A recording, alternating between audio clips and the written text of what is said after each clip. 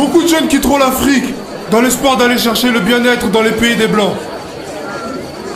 Ils parleront toutes les langues des Blancs. Parmi eux, beaucoup seront séduits par la vie matérielle des Blancs. Ainsi, ils deviendront la proie. Il y aura beaucoup de mortalité parmi eux, et certains ne reverront plus leurs parents, et reverront plus leur Afrique. Il faudra une longue période pour que l'homme noir acquiert sa maturité spirituelle. Celle-ci lui permettra d'acquérir son indépendance matérielle. Alors s'accomplira la troisième étape. Dans celle-ci naîtra un grand roi divin. Il viendra avec ses trois pouvoirs. Le pouvoir spirituel, le pouvoir scientifique et le pouvoir politique. Je serai moi-même le représentant de ce roi. Je liquiderai l'humiliation que, depuis les temps les plus reculés, l'on a cessé d'infliger aux Noirs par l'esclavage et la colonisation. Car de toutes les races de la Terre, aucune n'a été autant maltraitée et humiliée que la race noire. C'est pour cela, chers frères et sœurs, continuez à lire la Bible. À travers ces écrits, vous arriverez à décerner les actes de ceux qui sont venus vous apporter ce livre et les écrits aux principes moraux contenus dans ce livre.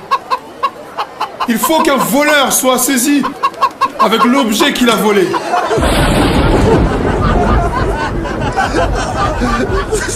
Eh oui, nous aurons notre propre livre sacré, dans lesquels sont écrites en mandombe des choses cachées.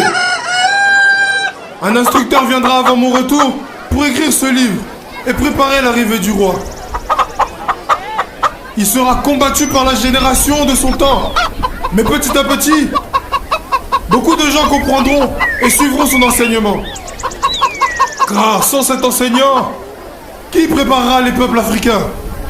Car l'arrivée du roi sera très meurtrière et sans pardon. Alors il faut que les peuples d'Afrique et du Congo soient instruits avant cet événement. Vous ne savez pas encore ce que c'est qu'une guerre spirituelle. Quand les peuples Congo commenceront à se libérer, tout pays qui osera attaquer le Congo sera englouti sous les eaux. Vous ne connaissez pas encore la puissance de ceux qui sont envoyés par le Père Tout-Puissant. À quoi sert à l'homme de s'attaquer à Dieu si le jour de sa mort, même s'il avait beaucoup de biens matériels, il n'a même pas le temps d'arranger son doigt? Vous ne savez pas de quoi est faite votre vie et pourquoi vous vivez. Car exister physiquement, c'est apparaître comme presque rien. Pourquoi tuer son prochain et espérer rester en vie? Et pour combien de temps? Dieu n'est pas le temps, ni l'espace. Il est un tout dans le tout. La génération du Congo perdra tout. Elle sera embrouillée et compliquée par des enseignements et des principes moraux pervers, corrompus du monde européen. Elle ne connaîtra plus les principes maritaux de ses ancêtres, de son Nzambi Mpungu Tulendo. Elle ignorera sa langue maternelle. Alors je vous encourage à ne pas négliger ni mépriser vos langues maternelles.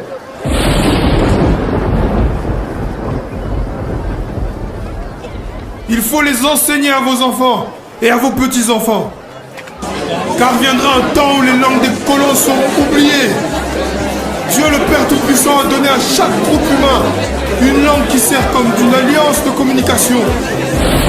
Ne la négligez, ni méprisez jamais. L'Esprit veille sur moi, comme il veille également sur vous tous. Dieu demeurera toujours votre guide et votre protecteur. Servez-le jusqu'à la fin de votre vie. Que cette séparation entre vous et moi ne vous plonge pas dans le désespoir.